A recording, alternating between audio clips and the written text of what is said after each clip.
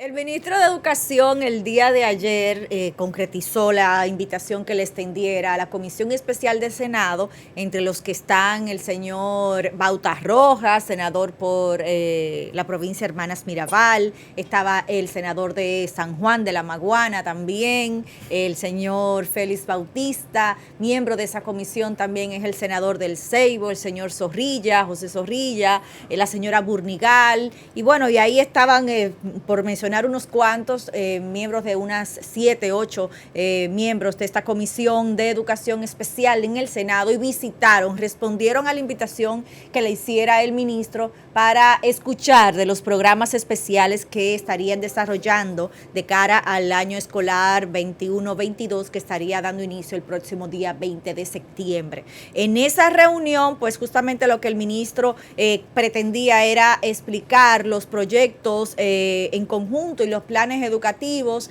que de manera puntual quiere desarrollar y que él dice que son parte de las iniciativas de su, digamos, su carpeta de trabajo al frente de la cartera educativa en el país y entre otros proyectos pues les presentó las tan escuchadas cátedras ciudadanas, también se hablaba de educación vial, de los puentes culturales y más que todo pues una gran diversidad de trabajos, de proyectos especiales que el titular del Ministerio de Educación pues pretende llevar, poner en marcha, ¿no?, sobre todo apegados a lo que él define como educación en valores, formación ciudadana, moral y cívica y educación para la paz, en un programa que estaría siendo desarrollado sobre todo en las jornadas extendidas, o sea, en aquellas horas extendidas, vespertinas, que son parte... Educación para la paz. Así lo define uno de los proyectos. Entonces, educación para la paz. Se van a estar, vamos a ver cómo la ponen en marcha. Eso es así. ¿Pero cómo educación para la paz? Educación para la paz, así es. ¿Eso es lo que van a hacer en la tanda extendida? Entre otras cosas, educación vial, las cátedras ciudadanas, que ya recordamos que ahí se iba a hablar de la Constitución, del tema del merengue, él presentó toda una amplia lista, ¿no?, de las cátedras ciudadanas que estarían siendo... Del merengue. Sí, el señor Uchilora va a tener allí una participación especial. Se mencionaron figuras reconocidas. Uchilora es un gran escritor de merengue en el país. Muy bien. Un gran Me conocedor. encanta, se va a hablar del merengue, se va a bueno. hablar de la Constitución, muchísimas otras, pero antes de concluir el programa voy a buscar la lista para compartirle más detalles. Pero justamente era lo que pretendía con aquella visita del día de ayer de esta delegación de conocer el eso, el Senado, presentarle los proyectos especiales y al mismo tiempo el ministro pues aprovechó para que solicitarle formalmente a dicha comisión que se supone que es la que debe estar trabajando, ¿no?, por los proyectos especiales dentro del Senado en beneficio del sector educativo, bueno, pues que se pongan en marcha, de que él cuenta con que desde el Congreso también pues se puedan empujar pues los proyectos para que poder desarrollar iniciativas que beneficien el sistema educativo en el país, en tema de planes educativos, de mejoras de currículum. En este caso pudiéramos resumirlo en la reforma de la Ley de Educación y de la calidad educativa. Yo no voy a decir nada, porque aquí, imagínate tú, o sea, es que lo que tú me estás diciendo, yo no puedo ni... Pero, o sea, el Senado, los senadores fueron allá a ellos presentar la reforma de la Ley de Educación. El Ministerio de Educación ¿lo recibió? le extendió esta invitación para presentarle sus proyectos. Y el proyecto es que en la tanda extendida, y que partiendo de esto, hablemos pues, de merengue, de tránsito y de qué más, de educación ciudadana. Educación, exacto. Ah, no, ¿y cómo es? Para la paz. Exacto, moral y cívica y educación para la paz. Eso es lo que van a hacer los niños después que almuercen a las 2:30, 1 del día, hasta las 4 de la tarde. Y nosotros somos un país en guerra. Bueno, realmente... O sea, Afganistán, o los niños afganos que le van a dar ese programa. A los inmigrantes afganos que vienen para acá, refugiados. A ese nivel, realmente, si presentamos incluso, volvemos a lo que hablábamos ayer de los resultados de la encuesta que presentaba la Oficina Nacional de Estadística junto con UNICEF. Vamos y a hablar con altos niveles la próxima viene. semana, si Dios lo permite.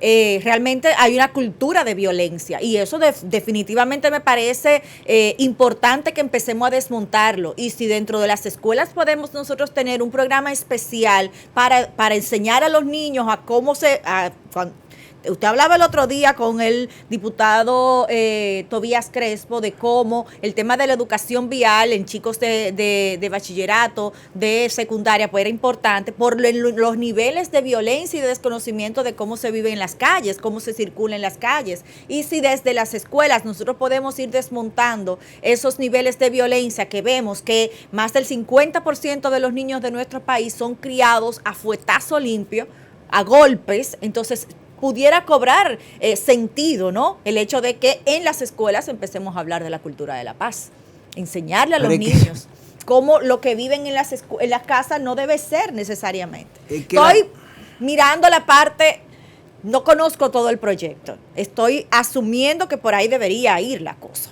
Mira, uno de los grandes problemas que tuvo el bendito tema de la tanda extendida, y lo hemos conversado aquí desde el principio. El Ministerio de Educación, desde el año 2013, cuando arrancó el tema del 4% del PIB,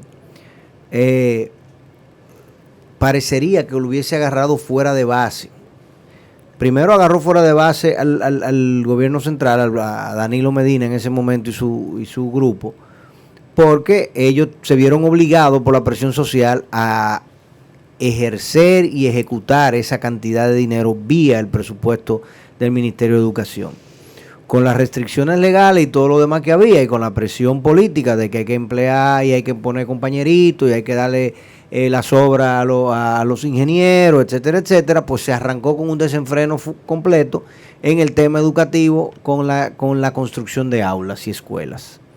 Al punto que se estaban construyendo, se otorgaron, yo recuerdo, licitaciones y se le daban los avances a los ingenieros para construir escuelas que ni siquiera estaba definido dónde se iban a construir y dónde estaba el solar, donde se iba a ejecutar dicha obra. O sea, unas cosas totalmente absurdas, ¿no? Poniendo la carreta delante de los caballos.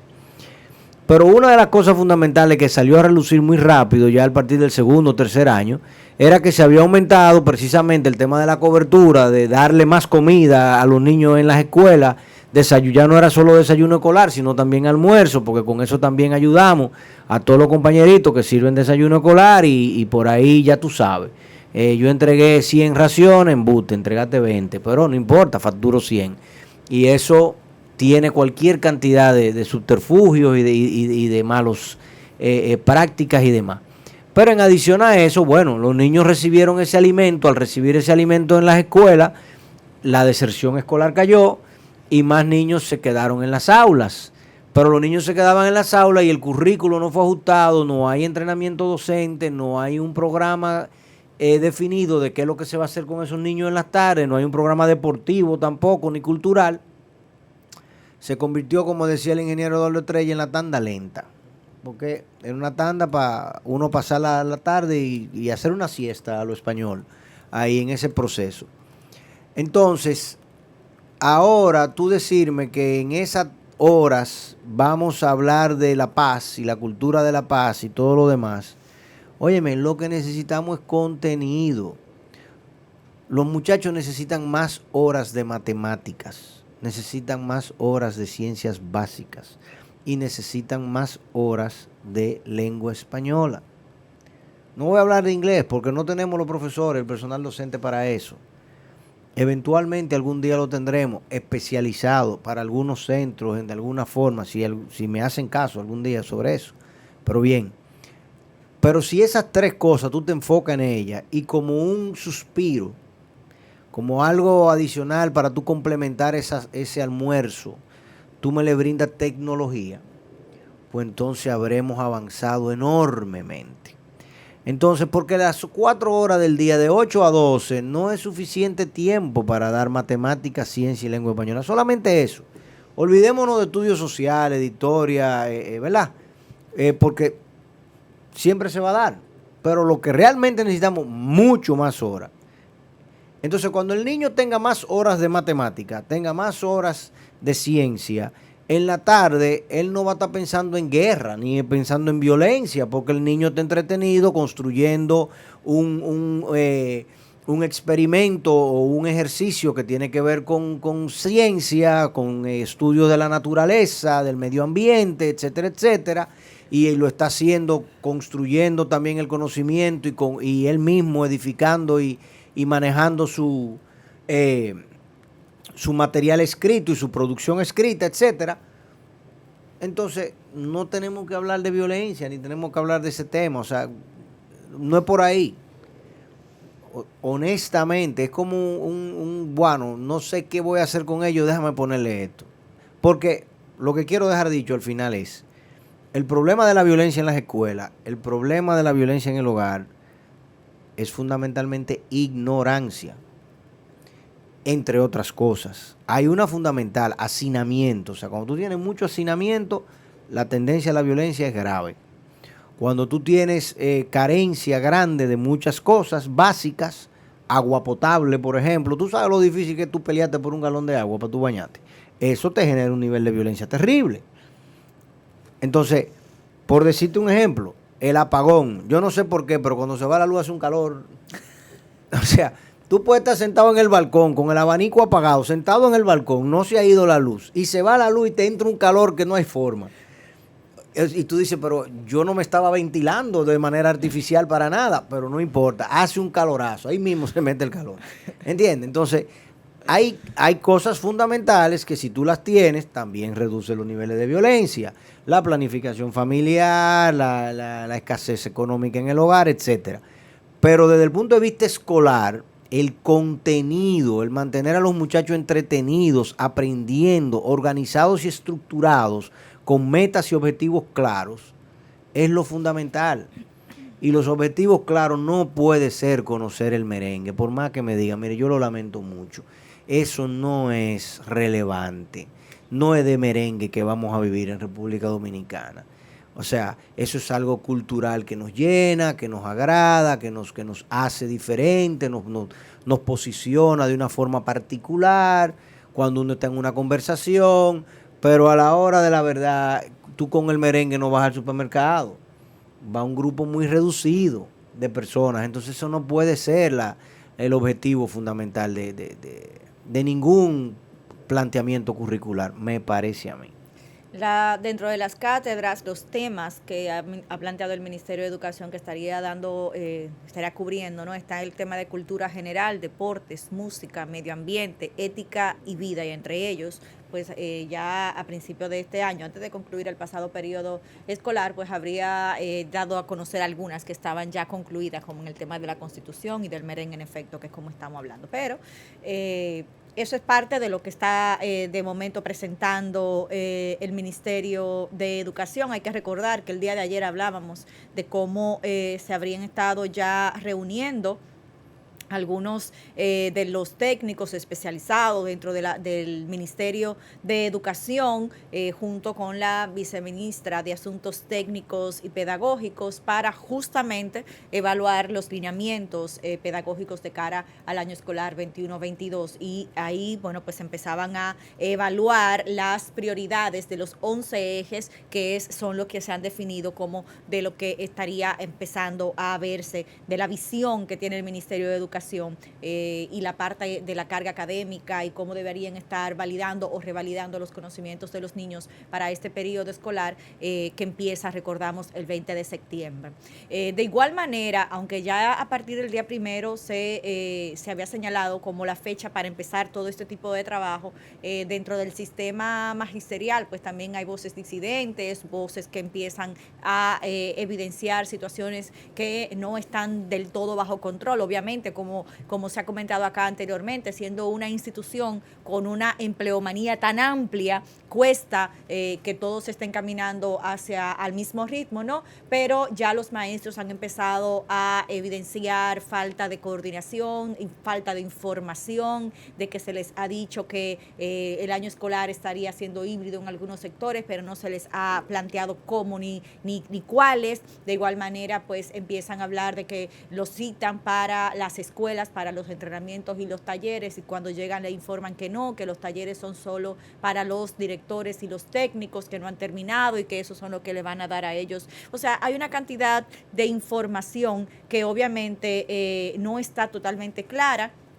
Ojalá y que con esta reunión del día de ayer de la dirección técnica y pedagógica pues puedan ponerse un poco más claro los objetivos, porque hay que recordar que ya en 18 días los niños estarían regresando a las escuelas y obviamente luego de estar más de un año fuera de las aulas debería estar el sistema lo más acorde posible para que la proactividad, la solidaridad, la misma resiliencia con la que los niños han estado viviendo todo este proceso pues no se encuentren, ¿no?, con un proceso de frustración también que los haga dar pasos más atrás de los que ya hemos visto y evidenciado en este proceso.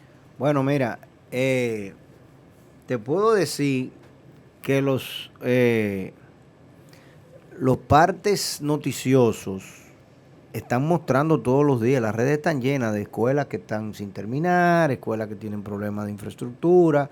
Es un enorme desafío. Definitivamente. Y es muy preocupante que no se hayan tomado acciones concretas durante el año pasado. O sea, porque el año pasado era una oportunidad dorada con las instalaciones vacías para concluir muchas de estas obras. Pero en adición a que hay muchísimas, yo te lo he dicho, hay más de 1000 escuelas que hasta hace unos meses, yo te puedo decir hasta 6 meses antes de concluir el gobierno pasado, había más de 1000 escuelas que ellos no tenían idea ni de cómo la iban a terminar, ni de qué hacer con ellas. O sea, porque fue un desenfreno. Un desenfreno de construcción de escuelas. Y hemos visto muchísimos ejemplos.